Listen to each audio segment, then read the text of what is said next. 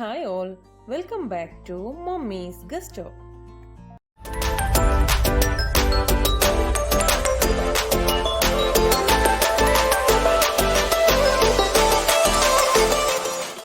ഇന്ന് ഞാനിവിടെ ഒരു സ്വീറ്റ് റെസിപ്പിയാണ് ചെയ്യുന്നത്. നോർത്തിലൊക്കെ വളരെ ഫേമസ് ആയിട്ടുള്ള ഒരു ബർഫിയുടെ റെസിപ്പിയാണ് ഞാൻ ചെയ്യുന്നത്. വളരെ ഒത്തനിക് ആയിട്ട് തന്നെയാണ് ഞാനിത് ചെയ്തെടുക്കുന്നത്. അപ്പോൾ എങ്ങനെ തയ്യാറാക്കുന്നതെന്ന് നോക്കാം.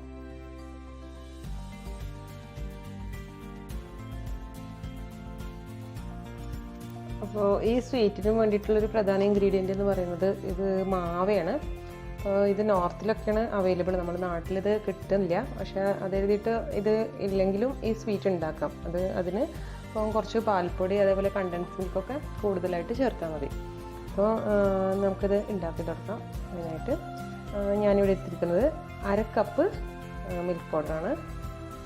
ഇതേപോലെ ഇതിലേക്കൊരു 3/4 കപ്പ് പഞ്ചസാര ചേർത്തിട്ടുണ്ട്. മാവ അത്യാവശ്യം മധുരം ഉള്ളത് കാരണമാണ് പഞ്ചസാര 3/4 കപ്പ് ചേർത്തത്.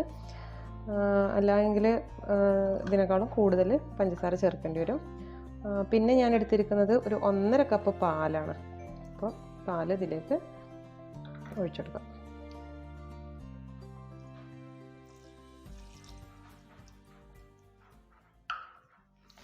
ഇതെല്ലാം കൂടെ ഒന്ന് മിക്സ് ചെയ്തെടുക്കണം.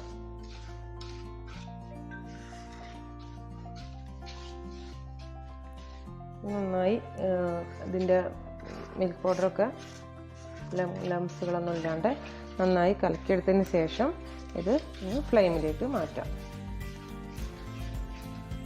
ഞാനൊരു മീഡിയം ഫ്ലെയിമിലാണ് ഇത് വെക്കുന്നത്. ഈ പാല് നന്നായി ചൂടാകുമ്പോഴത്തിന് ഈ ഇതിൽ കിടക്കുന്ന പാൽപ്പൊടിയൊക്കെ നന്നായിട്ട് അലിഞ്ഞ് അതിലേക്ക് കൂടിച്ചേരും. അതേപോലെ ഇനി ഇത് ചെയ്യേണ്ടത് ഇതിൻ്റെ ഒരു നേർ പകുതി ആകുന്നത് വരെ ഇതൊന്ന് വറ്റിച്ചെടുക്കണം. അപ്പോൾ പാല് നന്നായിട്ട് അടിയിലൊന്നും പിടിക്കാതെ ഇളക്കിക്കൊണ്ടിരിക്കുക. ഇടയ്ക്ക് തീ കൂട്ടിയും കുറച്ചിട്ടൊക്കെ ഇത് നന്നായിട്ടൊന്ന് വറ്റിച്ചെടുക്കാം.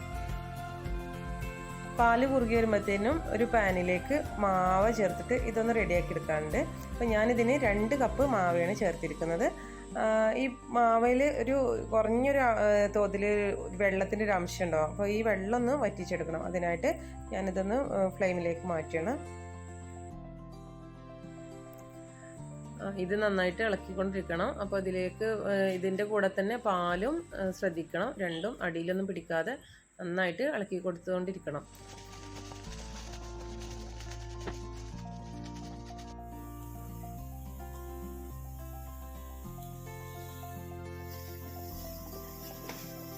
വെള്ളമൊക്കെ ഏകദേശം വറ്റി വന്നിട്ടുണ്ട്. അപ്പോൾ നമുക്ക് ഫ്ലെയിം ഒന്ന് ഓഫ് ചെയ്യാം.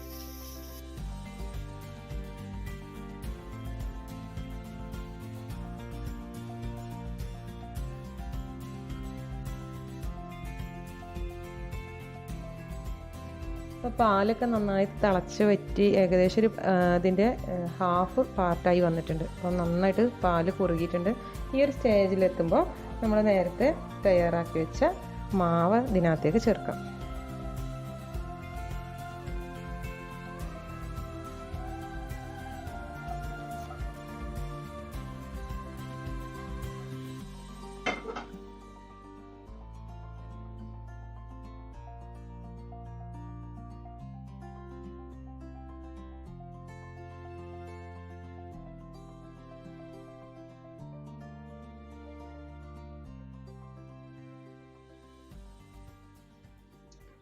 ഇതിലേക്ക് ഇതിൻ്റെ ഫ്ലേവറിനായിട്ട് ഞാനിവിടെ കേവഡ വാട്ടറാണ് ചേർക്കുന്നത്. അത് നമുക്ക് ഇഷ്ടമുള്ള എന്തും ചേർക്കാം. ഈ സമയത്ത് കാർഡമൺ പൗഡർ അതേപോലെ റോസ് എസൻസ് അങ്ങനെ നമുക്ക് അത് ഓപ്ഷണലാണ് ഏത് ഫ്ലേവറാണെന്നുള്ളത്. അപ്പോൾ ഈ ഒരു ടൈമിൽ വേണം അത് ചേർക്കാൻ. അതോടൊപ്പം തന്നെ അടിയിൽ പിടിക്കാതെ നന്നായിട്ട് ഇളക്കിക്കൊണ്ടിരിക്കണം. കേവഡ വാട്ടർ ഞാൻ അതേപോലെ ഇതിന് വേണ്ടിയിട്ട് മാത്രമല്ല ബിരിയാണിയിലും ചേർക്കാം. ഞാൻ ഇതിൻ്റെ മുന്നേ സോഫിയാനി ബിരിയാണി ചെയ്തതിനകത്തും കേവഡ വാട്ടറാണ് ചേർത്തിട്ടുള്ളത്. ആ ഒരു വീഡിയോ എൻ്റെ ചാനലിലുണ്ട്. അതിൻ്റെ ലിങ്ക് ഞാനിതിൻ്റെ ഡിസ്ക്രിപ്ഷൻ ബോക്സിൽ കൊടുക്കാം. അത് കാണാത്തവരൊന്ന് കാണാൻ ശ്രമിക്കൊണ്ടു. പിന്നെ ഇതിലേക്ക് ഒരു ടേബിൾ സ്പൂണ് ഘീ ആണ് ചേർക്കുന്നത്. നന്നായിട്ട് ഇളക്കിക്കൊണ്ടിരിക്കണം, കാരണം അത് അടി പിടിച്ച് പോകരുത്. അപ്പോൾ നന്നായിട്ട് ശ്രദ്ധിക്കുക. അപ്പോൾ പാത്രത്തിൽ നിന്ന് വിട്ട് വരുന്നൊരു പരുവം ആയിട്ട് മാറിയിട്ടുണ്ട്.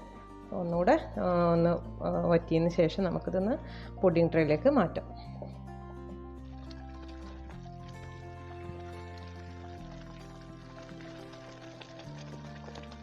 ഇങ്ങനെ വിട്ട് വരുന്നൊരു പരുവമായിട്ടുണ്ട്. ഈ ഒരു സ്റ്റേജിലെത്തുമ്പോൾ നമുക്ക് ഫ്ലെയിം ഓഫ് ചെയ്യാം.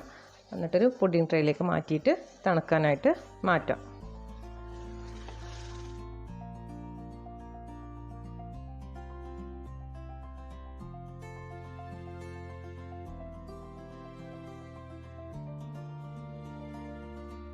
ഈ ട്രേയിൽ അല്പം ഒന്ന് നെയ്യ് തടവി കൊടുക്കാം കേട്ടോ.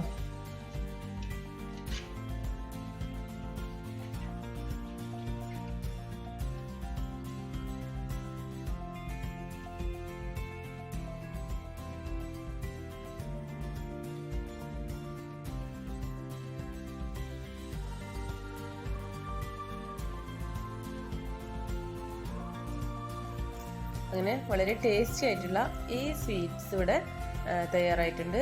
പെർഫെക്റ്റ് ആയിട്ട് തന്നെ കിട്ടിയിട്ടുണ്ട് കേട്ടോ. അപ്പോൾ നിങ്ങളെല്ലാവരും ട്രൈ ചെയ്ത് നോക്കണം. അതേപോലെ ഇതിൻ്റെ എന്തെങ്കിലും ഒക്കെ നിങ്ങൾക്ക് ചോദിക്കാനുണ്ട്, അങ്ങനെ എന്തെങ്കിലും ഉണ്ടെങ്കിൽ എന്നോട് കമൻറ്റ് ബോക്സിലൂടെ അറിയിച്ചാൽ അതിന് ഞാൻ റിപ്ലൈ തരുന്നതാണ്. അപ്പോൾ എല്ലാവരും വീഡിയോ കാണുക, അതേപോലെ തന്നെ സപ്പോർട്ട് ചെയ്യുക. അപ്പോൾ പുതിയൊരു വീഡിയോയുമായി ഉടനെ കാണാം. So please like, share and subscribe my channel. Notification ലഭിക്കുന്നതിനായി ബെൽ ഐക്കൺ ക്ലിക്ക് ചെയ്യാൻ മറക്കരുത്. Thanks for watching.